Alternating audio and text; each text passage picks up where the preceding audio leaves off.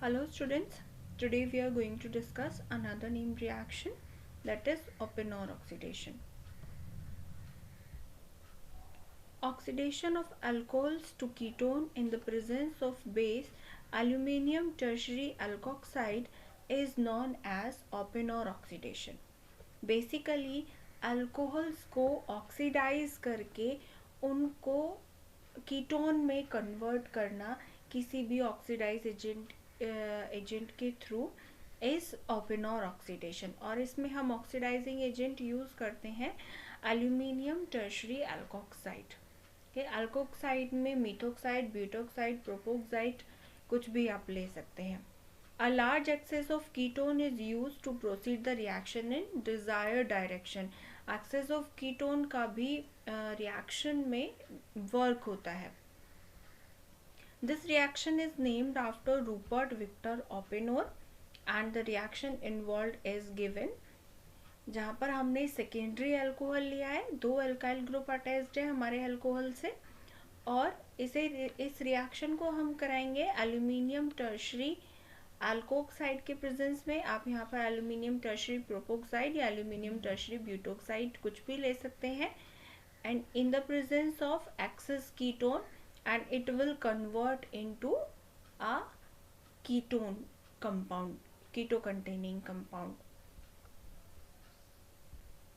Now the mechanism of the reaction. Mechanism में जैसे कि हमने एल्यूमिनियम टर्शरी ब्यूटोक्साइड इसमें रिएजेंट लिया है, तो सबसे पहले हम एल्यूमिनियम जो इनिशिएशन स्टेप होता है रिएक्शन का, उसमें न्यूक्लियोफाइल या इलेक्ट्रोफाइल जो भी जैसे भी हमें रिएक्शन करानी होती है वो जनरेट होता है। ओके, तो इसमें सबसे पहले ये जो हमारे पास एल्यूमिनियम टर्शरी अल्कोक्साइड है ये अपने आयनिक फॉर्म में चेंज होगा प्लस एंड माइनस में, तो ये इलेक्ट्रोफाइल जनरेट होगा, और इलेक्ट्रोफाइल जो हमारा अल्कोहल है उसके साथ रिएक्ट करेगा। इलेक्ट्रोफाइल में इसके पास 2 अल्कोक्साइड मोइटीज होंगी और एक अल्कोक्साइड मोइटी अलग हो जाएगी बियरिंग अ माइनस चार्ज और नेगेटिव चार्ज। ओके, तो जब ये हमारा एल्यूमिनियम के पास 2 अल्कोक्साइड वाली मोइटीज हैं, 2 ग्रुप्स हैं, वो अल्कोहल के O के साथ डायरेक्टली कोवेलेंट बॉन्डिंग के साथ जुड़ जाएगा, as you can see in this structure. यहाँ पर ये हमारा अल्कोहल है, सेकेंडरी अल्कोहल, और इसके साथ ये एल्यूमिनियम टर्शरी अल्कोक्साइड का जो पॉजिटिव वाला पार्ट है वो डायरेक्ट ऑक्सीजन एटम के साथ अटैच हो जाता है। ऑक्सीजन एटम के साथ अटैच होने के बाद जो हमारा माइनस वाला पार्ट होता है, जो नेगेटिव चार्ज वाला पार्ट है अल्कोक्साइड मोइटी से जो निकला है, वो अल्कोहल से प्रोटॉन का एब्स्ट्रैक्शन करके लास्ट में OH बनाकर रिएक्शन से निकल जाता है।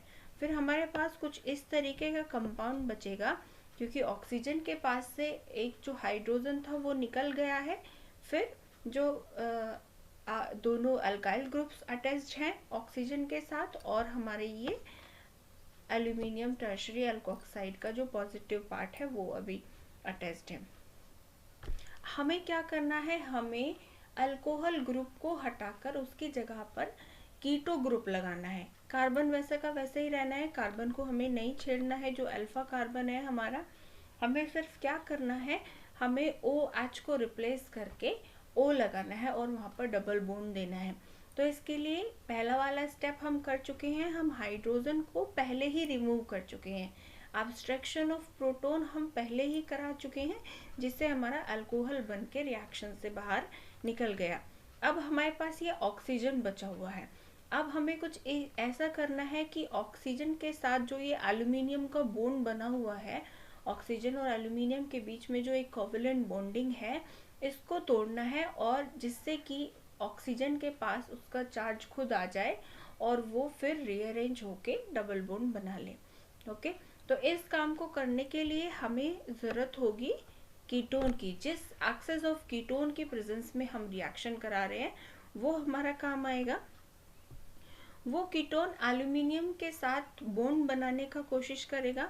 बॉन्ड बनाने के लिए वो अपना एक lone pair of electron aluminium को देगा, क्योंकि एल्यूमिनियम की वैलेंसी होती है 3।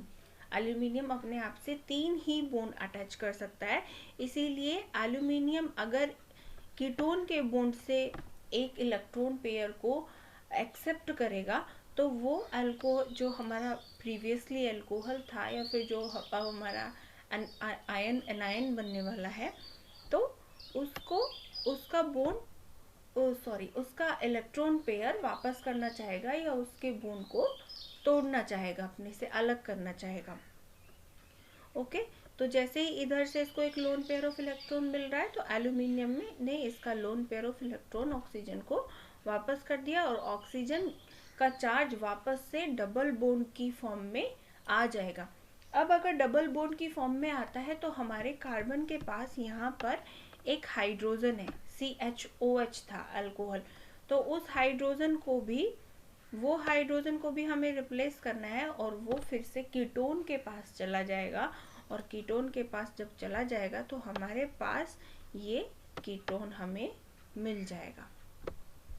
This is the mechanism of open-or oxidation. You can also understand thoroughly through these step-by-step mechanism. This is the mechanism begin with the alcohol replacing one isopropoxide group or isoalkoxide, जो भी आप ले रहे हैं वहाँ पर isopropoxide group on the aluminium to generate isopropanol. Okay, acetone then coordinate to the aluminium complex and a rearrangement reaction occurs which include a hydride transfer from the alcohol to acetone. This process, which oxidizes the alcohol and reduces the acetone, results in the formation of final ketone product and regeneration of the aluminium triisopropoxide catalyst. So these are the 3 steps. एक बार फिर से समझ लेते हैं। इसमें क्या होता है, सबसे पहले एल्यूमिनियम टर्शरी प्रोपोक्साइड या ब्यूटोक्साइड जो भी आप ले रहे हैं वो अल्कोहल के साथ रिएक्शन करता है और एक बाद में रिएक्शन के बाद में आइसोप्रोपेनॉल रिएक्शन से निकल जाता है। उसके बाद सेकेंड स्टेप में कीटोन हमारा रिएक्शन में आता है। कीटोन रिएक्शन करता है जब एल्यूमिनियम के साथ, तो उसके बाद हाइड्राइड शिफ्टिंग के थ्रू हमारा जो हमें कीटोन बनाना है वो हमें मिल जाता है और एल्यूमिनियम ट्राई प्रोपोक्साइड का जो हमने स्टार्टिंग में कैटलिस्ट लिया था वो एज इट इज बन जाता है और कीटोन इसमें जो जिस एक्सेस कीटोन की रिएक्शन प्रेजेंस में हम रिएक्शन कर रहे हैं वो हमारा रिड्यूस हो जाता है। Now the synthetic application in the preparation of ketone from secondary alcohols.